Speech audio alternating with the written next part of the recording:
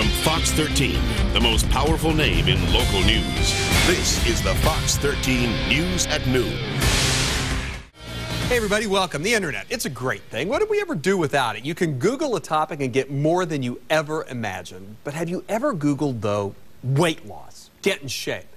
Have you seen what's out there? So many options, so many ways. We wondered, though, what works? What doesn't? Tina Ruggiero is a registered dietitian, nutrition expert, author of a new book, The Best Homemade Baby Food on the Planet. She's here today to talk about health and diet myths. First of all, congratulations. You're a huge hit with this book, aren't you? Thank you so much for your support. You guys are great. Well, we've had you on Good Day before with Annie, and it's been great. Really, congratulations. You've done it's. Thank you. It's being well received. I couldn't be happier. Good. So thank you, everybody. Good. Cool. Good And by the way, I have Googled weight loss. 64 million links.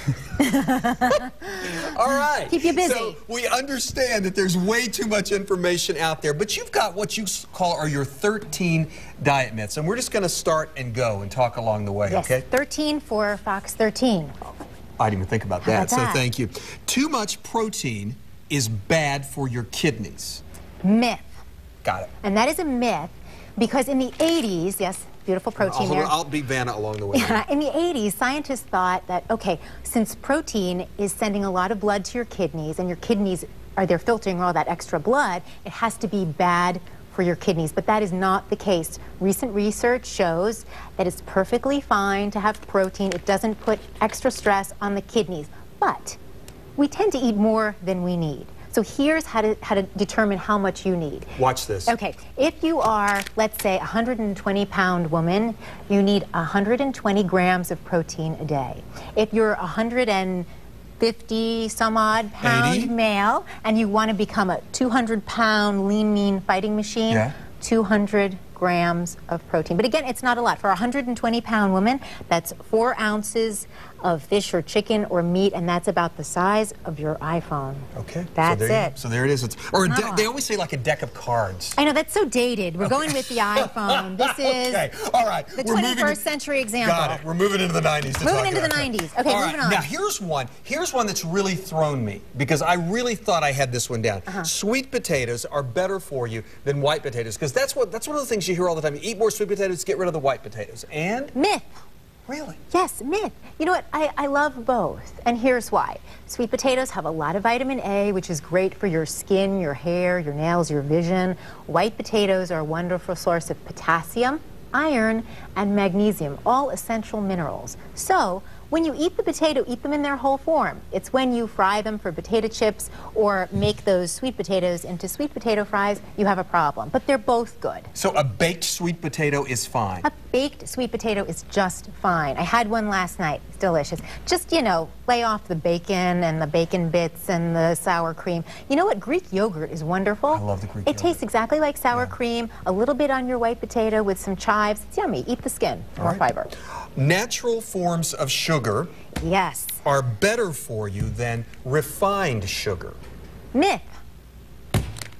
Now, a lot of my clients come to me and they say, oh, I've gone from refined sugar to organic sugar or from honey to agave nectar. Sugar is sugar. If you consume sugar in excess, you're going to gain weight. So moderate what you eat. I tend to like a little bit of sugar in my tea in the morning. I'm not obese. No, you're not. You're not in any way obese. It's okay. I mean, the problem is with high fructose corn syrup. We read about it. We hear about that. It's cheap, and food companies put it in everything. So don't buy stuff with high fructose corn syrup. But if you're going to have the real thing, you're going to bake with it, you're going to cook with it, just use a little bit. It's fine. All right, before we go to the break, we got a lot of ground to cover. Yes. We hear salt's bad for you. Salt is bad for you. True. Oh, so this isn't a myth. It is not a myth. It is a fact. Salt really isn't good for you, but while salt can raise your blood pressure, lack of potassium can also raise your blood pressure. So you want to moderate the salt, but eat lots of potassium, bananas, broccoli, white beans, all good sources. And we don't want to just completely say don't use salt, but use it in moderation. Sparingly. I cook with salt. I think it enhances the flavor of food, but I don't use a lot of it. A little bit of a great French sea salt. We were talking about that before. Yummy. It's perfect for cooking. chocolate is bad for you. Total myth, I know that, right? Myth. I love chocolate. I eat chocolate. I'm a chocoholic. Go for the dark chocolate. Anything above 65% cocoa. I think you bought a 70, what is it? 72. I knew you would tell me. That's delicious. We are going to open that after we finish. Yeah, Annie's trying to get herself in here right now. She wants the chocolate. I know she does. She always does. We got some Facebook comments that we love, and we also, this is, and the perfect, we're going to take a break, but I want to tease you guys with this. The perfect after workout drink. You're going to be really surprised what Tina has to say about that. That's when your turn continues. Stay with us. Welcome back. Talking with Tina here about, you can't open that yet. You can't do that yet. We got. I want my flavonoids. Annie's standing here. Annie loves Tina because they've done some good days together. Hello, how are you? Just wanted to say hello. We've got some great Facebook comments. I want to go through these. From, are red potatoes okay for a diabetic to eat as opposed to white and sweet potatoes? Yes, they are the same. They're okay to eat. Just watch your blood sugar. So all potatoes are the same? Yes. All right. From Bev on Facebook, why does the food industry continue to push high fructose corn syrup in almost everything we eat when diabetes and obesity are such a public health problem? It's cheap. Bottom line, they use it because it's cheap. And we always hear, they're conflicting, oh, okay, we'll go back to them. For Veronica on Facebook, is it true skipping a meal is worse than eating regularly 3 times a day? Let's tackle that for a second, because you say this whole thing about grazing and eating all day long, that's not really a good thing. I really think grazing makes us fat, because we don't sit down and have a perfectly balanced mini meal of protein, carbohydrate, and fat. So we're always eating because we're always hungry, and we're packing on the pounds. Sit down and have a real meal, and then move on, and when you're hungry 3 or 4 hours later, have your next meal. Really, snacking should comprise 20% of your overall calories. Oh. So if you're on a 2,000 calorie diet, 400 calories allocated to snacking. But what if you did those same calories throughout the day? No matter what time you eat, if it's that many calories, you'll maintain, correct? If that's what it takes to maintain your ideal weight, yes. Whether you eat them all in the morning or all in the afternoon, it doesn't matter. Right, because if you're going to lose weight, you have to be in calorie deficit. Let's jump ahead, because she said one more thing too that I found very interesting in one of your myths. Eating at night, late eating is okay. Late eating is fine. I mean, I eat dinner at 9 o'clock at night, but my dinner is small. My breakfast is big, my lunch is medium size, and I have a light supper because I'm going to go to bed. Smaller plates. Yeah. It does help. That's a really great suggestion. Yeah. We got a haul here. Claudia from Facebook says, limit fat, sugar, and salt, but please do not use substitutes. Use the real thing. Real sugar, real butter, real salt. Just use less of it. At least your body knows what to do with it. I think you agree with every bit of that, right? I absolutely do. Claudia, you are dead on. You know, you get more mouthfeel, more satisfaction from real products, and you're not craving from all of these empty calories and sugary beverages and imitation this and that. Yes. We got to get to we got several things to get to, but this is the one that I think is going to surprise a lot of people. A lot of people go work out. They think a Gatorade's the thing to replenish. You have something else, though, you say is a great thing to replenish. Yeah, it's a myth that energy drinks replenish your muscle glycogen and rebuild your muscle. You need something with amino acids as well, and the perfect post-workout drink is chocolate milk.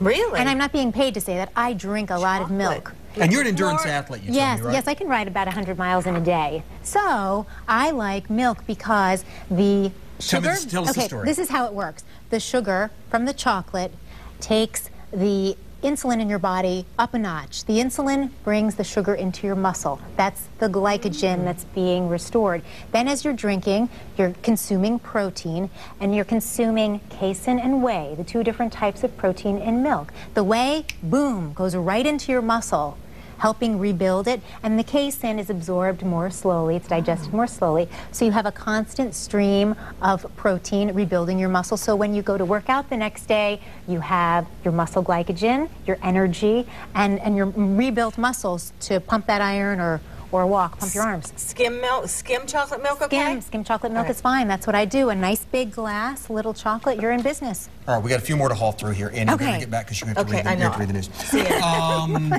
Diet soda helps you lose weight? False, because it increases your desire to have things sweet no matter what they are. Cereal, bread, dessert. So cut back on things even artificially sweetened. Okay.